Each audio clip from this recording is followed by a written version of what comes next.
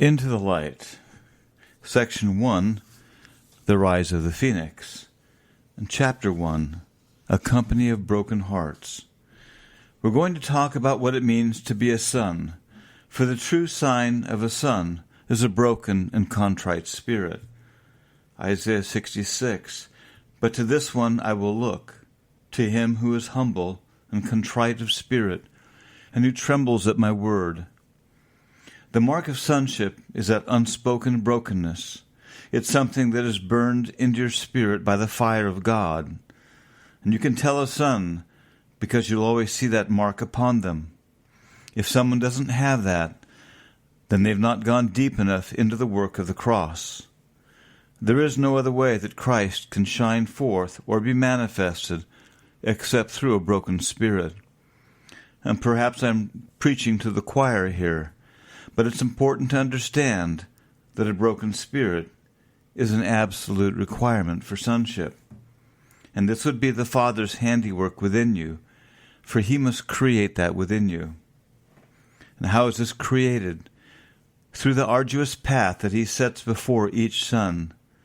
If this does not exist in someone, no matter how much they may love God or what a good person they are, it doesn't matter. They're not a son. Not yet. Are they called to sonship? I don't know. For unto each one is the opportunity, but few make that choice or choose to pay the price. Very few are truly given to the Lord. The book of Revelation speaks of those who follow the Lamb whithersoever He goeth. Wherever He goes, and whatever He demands, they follow Him. Over the years, we've seen different ones with something of God and such potential, yet they hit a point where the cost becomes too much, and they draw back. Someone may say, well, I'm ready, let's go. However, they've not realized what they've said, nor what they've asked, because the cost was invariably more than they were prepared to pay. We've seen this too many times, and Peter knew that well, as you recall in Matthew 26, and he wept bitterly when the time had come upon him. God's moving in the earth has always been about a remnant. And who are the remnant? The broken and humbled vessels of His glory. God has never been in the multitudes who profess their devotions and commitments, which last until the heat of the day comes. The prophecies have always been about a remnant who would possess the kingdom. God has brought a small handful to this time in the kingdom, those who have walked without reservation, and He has put upon them a very heavy mantle. A mantle so heavy that they will have to help one another to carry it. A mantle to bring in the kingdom. How is resurrection life going to break forth? Is it going to be some church in Texas with 20,000 people? I don't think that's going to work. That's just a mixed multitude of goats and sheep with a lot of blindness. Is it possible that upon so few, Lord, You have put such a great mantle? I think so. What is involved in bringing in the kingdom? We know the main directive, that the sons will subject every kingdom back unto the Lord Jesus Christ. This we know. And the sons stand in battle array, waiting for their captain's orders. But there's another element that the sons are involved with, equally important, and that has been to bring the restoration of all things, as spoken of through the mouths of the prophets from ages past.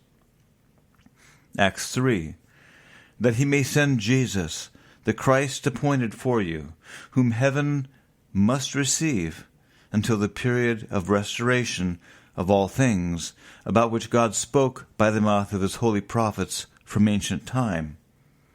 We've talked about the restoration of all things as spoken of through the mouths of the prophets, and it's happening now. We're in a deep level of restoration right now as we drive for resurrection life. Who else do you think was going to be instrumental in bringing forth the completion of the restoration of all things during this time? Only the sons have this calling. God is speaking, and oftentimes the word comes, well, do this. And your first thought is, well, Lord, I am doing this. I am reaching in.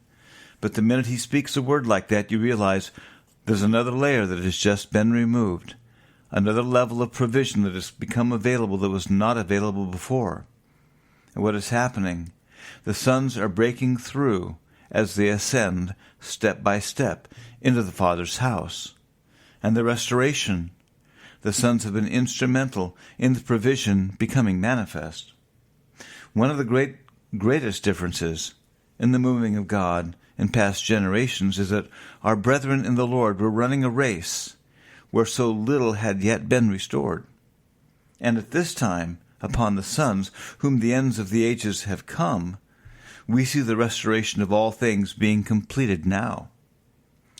In 1 Corinthians 10, now these things happened to them as an example, and they were written for our instruction, upon whom the ends of the ages have come. The seals are being removed, and something's changing. One provision after another is becoming available that was not available. And all of a sudden something has power to it that it didn't have before. Before it was a ritual or it was a devotion or dedication, but it didn't have the dunamis behind it. And then all of a sudden God releases something new, and it has a dunamis that it did not have before. The sons are bringing the restoration of all things forth now. Acts 3, that he may send Jesus the Christ appointed for you, whom heaven must receive until the period of the restoration of all things. The key here, whom heaven must receive until the period of restoration. We're at the time of the full coming of the Lord, but that coming is first within his sons. And who are they? The Song of Solomon describes it best. Who is this coming up from the wilderness, leaning on her beloved? Song of Solomon 8:5. This is who the sons are, leaning on their beloved, humbled and brought low, that God might glorify himself in them. We're seeing a rapid restoration happening, and will continue to move more quickly, for it is the time of the Lord's parousia, or appearing in the earth. And what will be the signpost along the way? Resurrection life. Resurrection life is at the door, an element of the restoration that goes even further outside the box than we've known. The Lord's coming is here, it's now, and it is within you. This is his first appearing, and this experience has already begun within the sons, for his bride has made herself ready.